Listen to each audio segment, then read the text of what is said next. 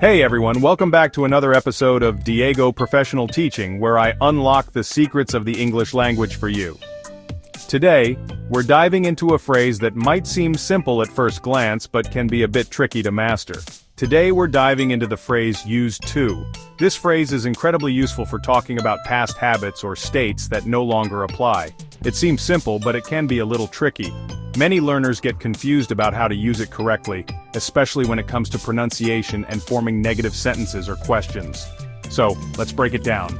We'll go through its structure, pronunciation, and provide plenty of examples to make sure you get the hang of it. First things first, used to is a phrase we use to talk about past habits or states that are no longer true. It's a way to express something you did regularly in the past but don't do anymore. For example, you might say, "I used to play the piano."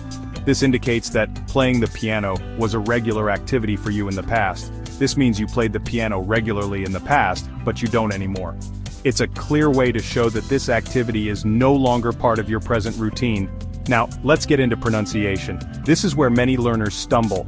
When we say used to, we often blend the words together so it sounds like used to. This blending makes the phrase flow more naturally in conversation. It's not used like the verb to use, which rhymes with fused. The pronunciation is different because of the context in which it's used. Instead, it's more like used to. This subtle difference can make your speech sound much more natural. Say it with me, used to. Practicing this will help you get comfortable with the natural flow of the phrase. Great job! Pronunciation is key to being understood clearly. Alright, let's go over some more examples. These will help solidify your understanding. She used to live in New York. This tells us that living in New York was a part of her past. This means she lived in New York once, but she doesn't anymore. It's a clear way to indicate a change in her life. Another one. We used to go to the beach every summer. This shows a regular past activity that no longer happens. This tells us that going to the beach was a regular activity in the past, but it's not something you do now. It's a great way to talk about past traditions or routines. It's important to note that used to is always about the past.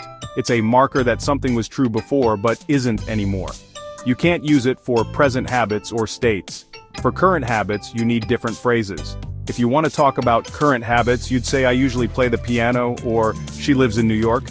These phrases indicate ongoing actions or states. Now let's flip the sentence to a negative form.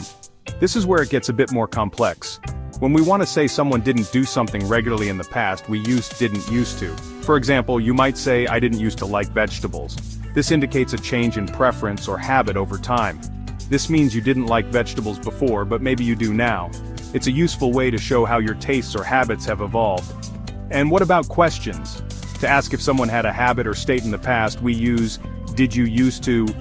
For instance, you might ask, "Did you used to play soccer?" This is a way to inquire about past activities, or "Did she used to work here?" These questions help you learn about someone's past habits or states. Alright, quick recap. Used to is for past habits or states no longer true. Pronounce it like used to. This helps you sound more natural and fluent. Remember, it's only for the past, and to make it negative, use didn't used to. This structure is essential for clear communication. For questions, it's "did you used to." This form helps you ask about past habits or states effectively. And there you have it. You've unlocked the secrets of used to, and are now ready to use it confidently. The secrets of used to unlocked. With practice, you'll find it becomes second nature. Practice these tips, and soon you'll be using used to like a pro. Consistent practice is the key to mastering any language skill.